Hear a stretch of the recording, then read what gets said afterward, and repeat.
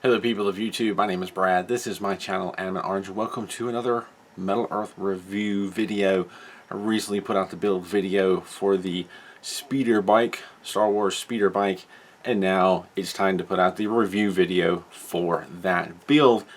This has been one that I know a lot of people have been waiting for quite a while.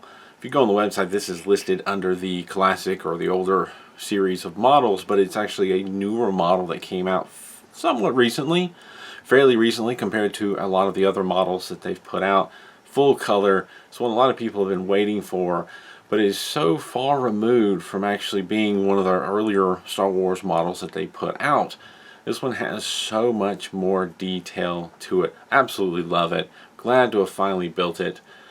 Been catching up with a lot of requests and a lot of things that were sent in to me for me to build and review.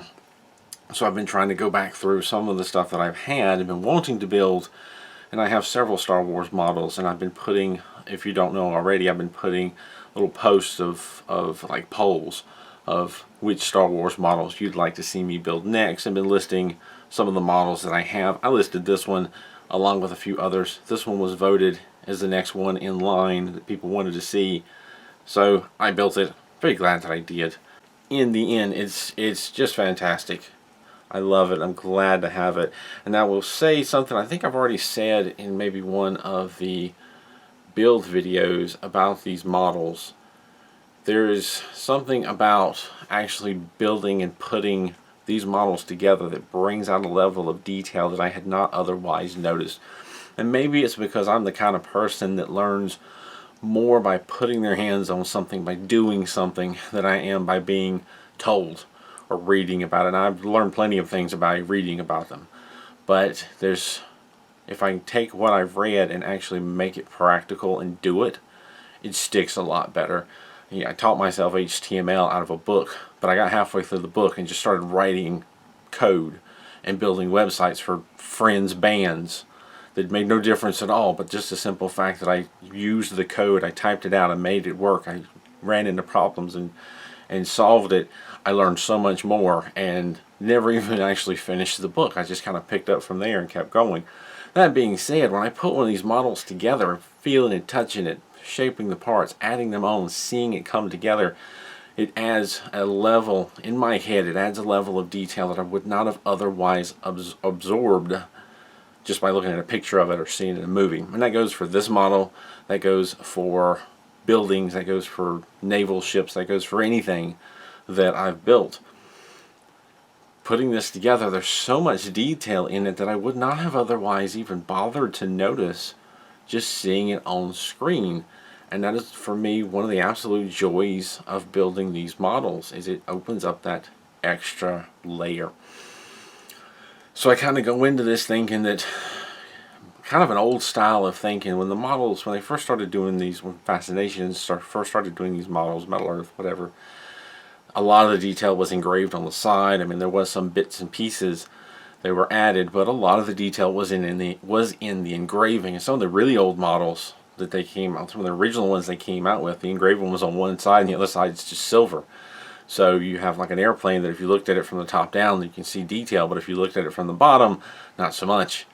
Metal Earth has come a long way since then, and this is absolutely a reflection of that. We've got not just engraved detail, not just coloring that's been added, but so many little bits and pieces sticking up and layered on top and adding to, and they've really taken the 3D model more 3D than it was before, and it's fantastic. I believe that may have been a bit more of an opening than I initially intended, but I got on the train and I had to keep going. Let's talk about the build of this model. It starts off with a lot of kind of odd and weird little bits and tiny things and somewhat delicate shaping, but it's all pretty straightforward. The first page of this is all pretty straightforward. You're building these bits underneath here, and this is what I'm talking about. Underneath here there are bits and doodads that I don't even know what they are, and I never would have noticed before, but I love that they're there, even though some of them were frustrating to put together, even though some of them don't exactly sit quite flush. Looks like something's crooked. No, that's not. Never mind. Even though they like as I was building this underside, it was kind of crooked and wobbly, and I was concerned about it. It does pull together later. There's just so much detail under there, and it is straightforward putting it together, but it's somewhat delicate work getting this part here. It's like two pieces layered inside each other. Easy to accidentally bend it out of shape. You've got like this little pedal that sits on top. It's kind of a delicate operation to set it in there and get both tabs, which easily push in and out of the way. Like I got one pedal on quickly, the other one took me a while. So it's kind of delicate work, but it's so worth it. And the way things layer to get this back sort of grill shape, one piece on top of the other, it's so much more detail than I used to put, and it's a bit more delicate work. Absolutely worth it. Pretty straightforward. But as you're, say, building this back section, and as you start building these top pieces, and as you're moving through the build, it started to slow down for me because I felt much more urgent need to pay attention to how things are being shaped, how things are being oriented, which side is the engraved side supposed to face when I fold this part. Do I fold it towards the engraved side away from? Because sometimes you're building something and it's obvious when you grab that piece and you get ready to fold it, you're like, oh, this side's definitely going to go on the outside, and when I fold it this way, I really have a question of which side the engraved side faces on. It's obvious. This was not so much, not obvious, and I really had to slow down and pay attention to try and make sure that I was constructing things correctly, that were facing the right way when I folded and shaped them, that I was putting things on the right way. Even though I was careful about it, there were a couple areas that I started to put together, and I'm like, wait, this isn't right. Let me double check. Oh, I missed it. This is supposed to face this way, and I folded it backwards, or I'm placing it backwards. There's just so many areas with this. You really have to be extra careful that you are actually putting it together right. It's not a big deal. Just commenting that it kind of makes you slow down and take more time with it. Though you do it right, you end up with this fantastic build. There was a couple of interesting things that I ran into with this model that I can't say that I've run into very often before. There's a bit that's buried in here. I don't even think you can really hardly see it. Well, yeah, you can. You kind of see it at the back. There's a couple of pieces. Let me see here. Piece 21. It's a half circle piece with a lot of flaps that fold over, and it's meant to be kind of a smoothly curved piece. You can kind of see it here in the back. But when you bend the flaps over, it's jagged. It's flat, flat, flat, flat. So I spent some time making sure that the ends of each flap were curved into a more of a smooth curve. I've done something like that with models before, but this seemed to be more pronounced. And honestly, I don't know if the instructions said to do that or not. I just knew that that's what needed to be done.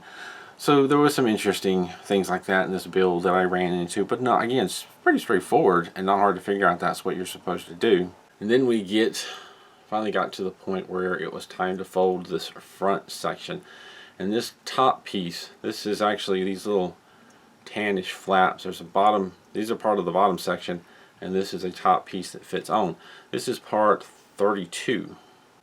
Excuse me, 31. This top piece is part 31. And looking at the instructions, I was a little hazy about how I was supposed to fold it. Like, it's fairly clear, kind of angles and angles up and then back over on top of itself.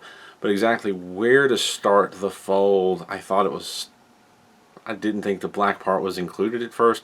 I had to stop and look at a picture on the packaging to kind of get it.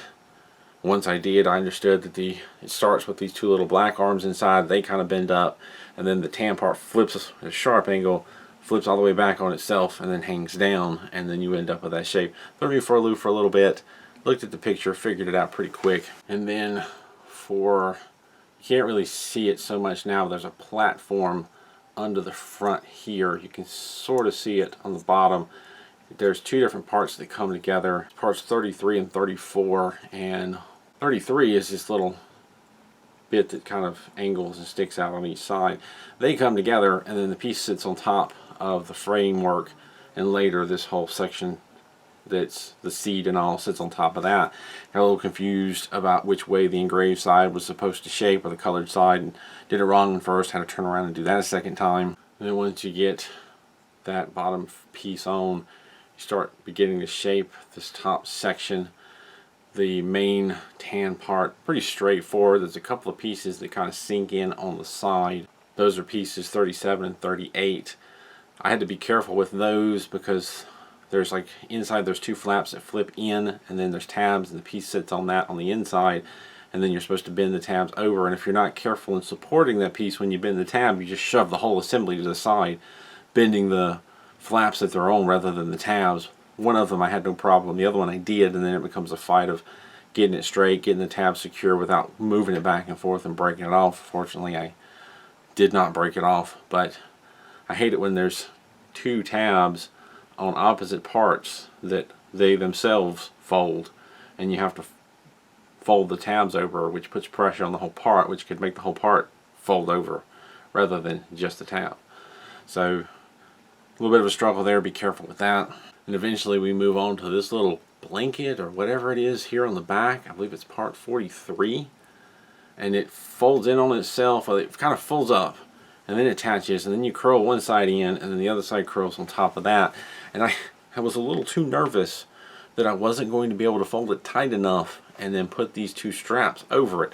So I overcompensated and I folded it tight, and then I was like, that's not tight enough, and I squished it and I squished it until I thought it was tight enough, which partially warped it. And then in the end, if you look, it is way too squished, and those straps have all this extra room around them, and I kind of overdid it, so be careful of that.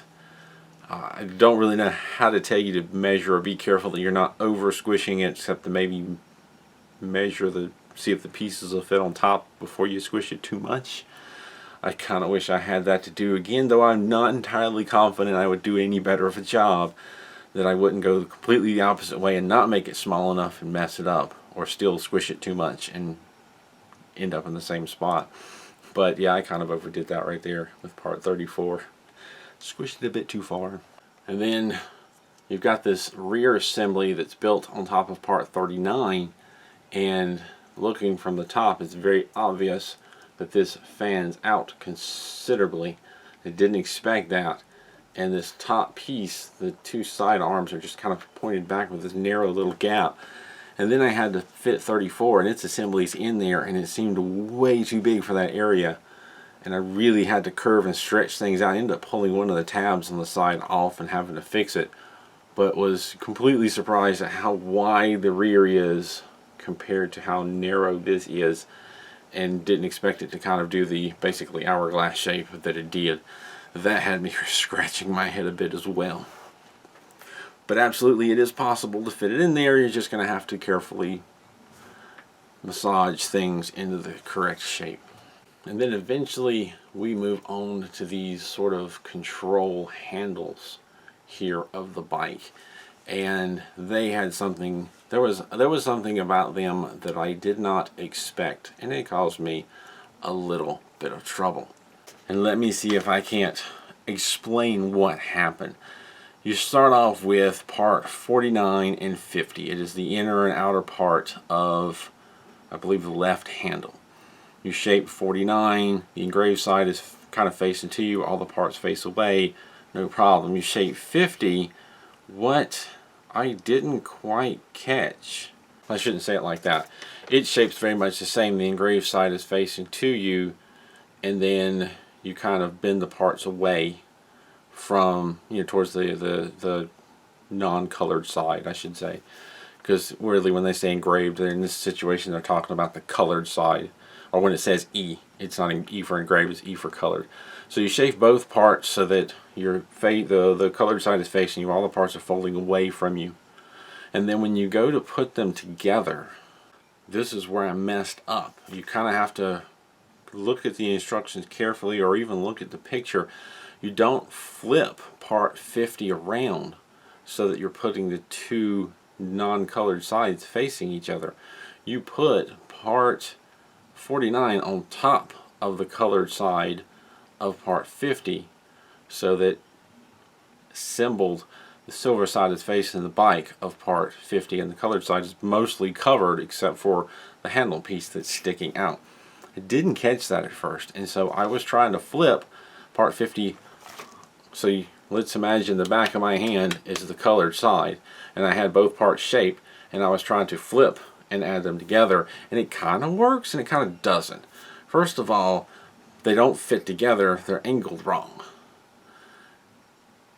But otherwise it looks like it would work. So my first thought, it shouldn't have been, but my first thought was maybe they labeled 59 and 52 backwards, or 49 and 51 backwards. It's happened before. Metal Earth has mixed up part numbers and labeled things backwards, and it was very obvious that it was done that way, or not intentionally, but that's what had happened. So what I did is I stopped and shaped part 51 and 52, and then tried to add 49 and 52 together by facing the uncolored side together, and it sort of worked. It was kind of a tight fit, but it worked. And then I went to try and add that assembly to the bike itself. What ended up happening is, to get these tabs lined up, the handle, which is supposed to face in, was facing out. What happened? What did I do wrong? And it took me some studying and looking at the pictures to finally realize what is not, it's not stated, or it's not contradicted. If you look closely, it is the way they put it together. They don't flip part 50 around. They don't flip part 52 around. They stack them on top of each other so that the engraved side of the inner part, or colored side of the inner part, is mostly covered up. That's the way it's supposed to be built. If you look at the instructions, you can see that the inside of the assembled handles is silver and not the tannish color that I would have expected. So I basically tricked myself, thought they mixed two parts up and assembled the parts backwards, and then they didn't fit correctly. Had to take them apart, assemble them like the instructions said, which I didn't think, I want to say that I didn't think was right, but I thought it was odd that the engraved side was, or the colored tan side was not all facing out. But once I assembled it that way, like the instructions really do indicate, it came together just fine. Basically where I messed up is when I was putting 49 and 50 together, I flipped 50 around and tried to put the two non-colored side together, when I should have left 50 the way it was, with 49 on top of the non-colored side, or on top of the colored side, and been done with it, and moved on and shaped 51 and 52, and again put part 51 on top of the colored side of 52, so that the handle was facing inwards and everything would come together correctly. So I really messed myself up and added to the time that it took to build the model, and a little bit of my frustration by missing that detail and thinking that I knew better. Yes, I do that. I think I know better, and I don't pay close enough attention to the instructions, and I make these mistakes so that hopefully you don't have to. So you get past that, you get the handles on, and then you add these two pieces back here. There's a large piece, 53 and 55, that both of them have a little small piece that adds to them. Alright, there's a little piece 54 right here on each one. Anyway, you try to shape these two. Now there's nothing to guide you specifically on how to shape this back rounded bit. And I did the best I could by following the engraved lines and just trying to curve in that area, because there's like 2 or 3 engraved lines in there. What I should have done is looked further in the instructions, not just a couple of steps, but maybe a couple of pages further, or at least a page further, to part 56, which is an outline piece that adds to the back, which would then tell you about how that curve is supposed to be shaped. I didn't do that. I shaped it the best I could. I assembled the two pieces to the side. I added this whole top part on, no big deal. I got to a little farther in the instructions where it was time to add on that back sort of outline piece, 56, and then realized I didn't quite get the curve right, and there wasn't a whole lot I could do about it with it being assembled. I did try to make some slight adjustments, but I didn't want to mess anything up. I got it enough so that I could line the tabs up with their slots, and it mostly covers up the fact that I didn't quite get those curves right, but not as well as I'd like. So definitely that's going to be one of the things I talk about here in a minute. I wish I'd have done differently. But a heads up to you, when you are on page 6 and you're shaping part 53 and 54, go ahead and find that back piece. Just go ahead and flip over, if you haven't already found and clipped it out, like some people like to stage things ahead. 57, about halfway down, there's part 56. Find 56 and use that as a guide to shape the curve on the back of those two parts, and you'll end up with a better result. And then there is a point where you put this little assembly on the bottom. I would also add, should go back, as you're adding in this top structure here where the seat and all is, there's tabs that go around the front, but there's also some tabs in the back that connect. That is the piece that kind of straightens out the middle. I mentioned a little bit earlier, as you're assembling some of these under pieces, and even when you add this front structure on, it's not exactly straight and sturdy. It had me concerned for a good part of the build, but for one, I tried to hold up some confidence that more parts would be added and it would become more stable. And for another, I just wasn't finished with the build. What am I going to do? Stop now and guess? I'm going to finish it and see what happens. But when you get to the point of adding the top section on, the tabs that connect here and a couple of tabs in the back straighten everything out, pull it to where it needs to be, and then solves the problem of things being off and jiggly in the middle. Just realized what I said. But then you've got this piece here with this little gun on it, and that's 57 and 58. And I have to give a shout out to Metal Earth for getting this right. This little gun piece is expanded. It's like, one big flat piece that folds into half, so you get both sides of the gun, and each half has one tab on it. And of course, when you fold it together, you fold the metal together, you end up with slightly offset tabs. They're not straight, they're slightly offset because they're on opposite sides. This is something that Metal Earth has done with a great many models in the past. One of the first ones that comes to mind are the dinosaur collection of models, the ribs. But what they don't always do is where you connect it, they don't always offset or properly offset the slots to accommodate for that. And I remember having a lot of issues with the ribs of, I think it was Triceratops, being crooked because of that offset and having to kind of bend it to try and get it straight. They got that perfectly correct on this gun. Where it attaches, the slots are offset. They perfectly match the offset of the tabs on the gun. It works out perfectly. We've been wanting you to do this with all the models that have the folded over tabs all the time. We've been waiting for you to get this right. I think there's been a couple other instances where it's gotten right too, but this really stood out for me. So big hurrah to Metal Earth for getting that offset perfectly correct.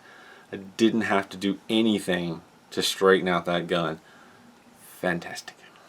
And once you get that gun on, it's just a matter of building the stand, which is pretty simple. This flat plate, or this plate top, is just a flat plate with the sides that stick out. You're supposed to curve them up to cradle the model. I will say that there isn't a perfect balance spot under here to cradle things. Like this front part with the gun would be almost perfect, but that's too far forward. This back here would be really solid, but it's too far back. So you have to try and balance it somewhere in here with this, whatever this is. And so it's a very awkward thing to squeeze that in there and make it work. I'm not even going to try and do it this far from any surface and drop my model and break it. With a previous model with this type of stand, I tried to set it where it was going to be mounted at and use the shape to make, or use the model to make the shape of the cradle. That worked great. Not going to work with this model. I basically used a rounding tool to sit in there, use the handle of it to make the rounding shape, and have actually since then gone back and reshaped the front piece to a wider cradle so it works a little bit better.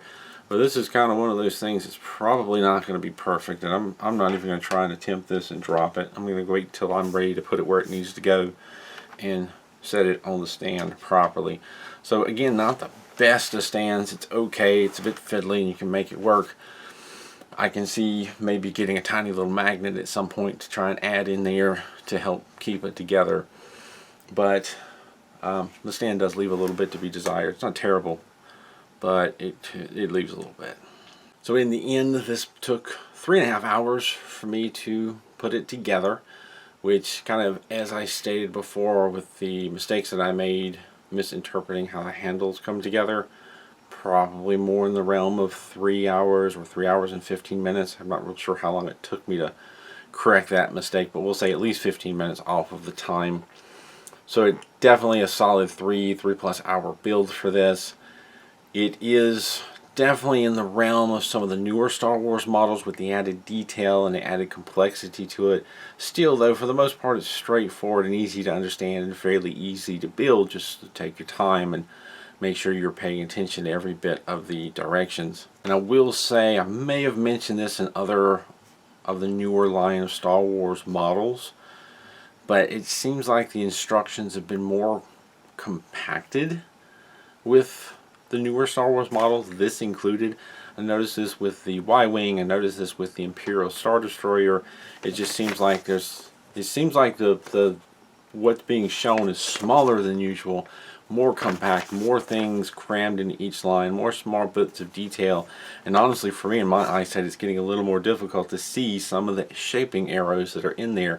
And there were numerous times during this build, also during the Y-Wing, also during the Star Destroyer, possibly a couple of the other newer Star Wars models, where I held the instructions up to a magnifying glass to make sure that I could actually see what those tiny little blue lines were telling me to do, because it's gotten to the point where it's shrunk down and more is crammed in there, and I'm having a little more difficulty seeing it. Now that's not a complaint. That is just me saying that they're cramming so much more detail into these models. It's fantastic. I mean, the alternative, I guess, would be include more instructions and make everything bigger, which would be kind of a waste. This works. I just have to compensate a little bit because my eyesight is honestly not the best. I do use a magnifying glass with every build that I do, and I'm now having to use the magnifying glass to read the instructions. Not because my vision is getting worse, but just because there's so much more detail in there, which is overall a good thing. What I rate this as far as a difficulty level, this is definitely at least a medium difficulty. I wouldn't quite say expert, but it is not a model that I'd want to start with. It's not that bad. It's getting so much more difficult to judge a difficulty rating on these models because they've come so far. And so many things that I built 3 years ago that I would rate as a medium difficulty, I've been inclined to say they were an easy. I'd want to break everything down up into more categories. And the easy stuff that I said easy before is almost child's play now, and the stuff that was medium before is now easy. And this one, I would say, is probably a medium to medium high now, whereas if I built this 3 years ago, this would definitely be a high to advanced model. But then we have the Imperial Star Destroyer and the Y-Wing, which were definitely an advanced model, and this is not as detailed and as complicated and time consuming as the Imperial Star Destroyer. The Iconics version, I should point out, the Iconics or Premium Star Destroyer, or as difficult as the Y-Wing, but it is definitely more so than the AT-AT or the Millennium Falcon, the Metal Earth Millennium Falcon. Honestly, probably more so than the Premium Millennium Falcons, either one. This one is a bit more challenging than that. So if you're wondering how difficult it is, I hope that answered the question. It is getting more difficult to give an easy answer for that, just like it's getting a lot more difficult to say which is my favorite. I'm getting close to 300 models at this point. That's a hard one to pick, and it honestly changes every time, almost every time I answer it. So I think I forgot to do it last video. What would I do differently if I had this to build over again? Well, honestly, now I know how to do these arms correctly. Would have done them right the first time and paid more attention to how they come together. So I guess I wished I could have gone back and paid a little closer attention to how some things went together than what I did, though I was trying. Now going back, when it comes to shaping these two kind of sights out of looking pieces on the back, I rather wish I'd have looked ahead and found part 56, clipped that out and used that as a guide to do the curves. It would have ended up in a better result. And I do wish that with this little folded up piece here, I'm still not sure what that is, if it's a blanket, if it's maybe sticks of wood, I'm not sure, but I wished I had maybe not folded that so aggressively and so small and a little bit straighter than what I ended up doing. So yeah, there's definitely some things I wish I could go back and do a little differently. A lot of things that I'm proud of how I did it, but just like any model, I made some mistakes. The handles, the shaping of the back, and the shaping of that little bundle there, the top things that I could think of, I wish I could go back and do them again. So if you haven't already noticed, there is always a lag between me building a model and actually getting all of the build videos and the review videos put up. There's always kind of a delay and a lag in that. I've already got the poll up for the next Star Wars models that I'm going to build, and I'm pretty sure I know what it is. It's looking like the AT Disney color exclusive is going to be the next in the list. But if you want to vote on future ones, right now what I'm trying to do is going through some of the models I already have and just go ahead and building them. I want to build them all, but I only have so much time. But I'm trying to go through a backlog of stuff, and I have several Star Wars models, but I'm trying not to do solely Star Wars. So I'm trying to mix it up: a Star Wars model, something else, a Star Wars model, something else. And I think one of the something else that I'm going to do next is actually a Harry Potter model that's a little bit exclusive that I've been sitting on. And I've already put a poll out to vote on the next Star Wars one. Once I tackle that one, keep an eye out for a poll on YouTube on the the post section, because we have a post section now instead of just a video section or a community section, where I'll put out the poll for the next one so everyone can vote on that and tell me which one of the Star Wars models that I have ready to build do you want to see me build next. So keep an eye out for that. I mean, I haven't, the poll for the next one is still out there. Right now, AT color one is very much the most voted one, but that could change. I haven't opened the package yet. We'll see.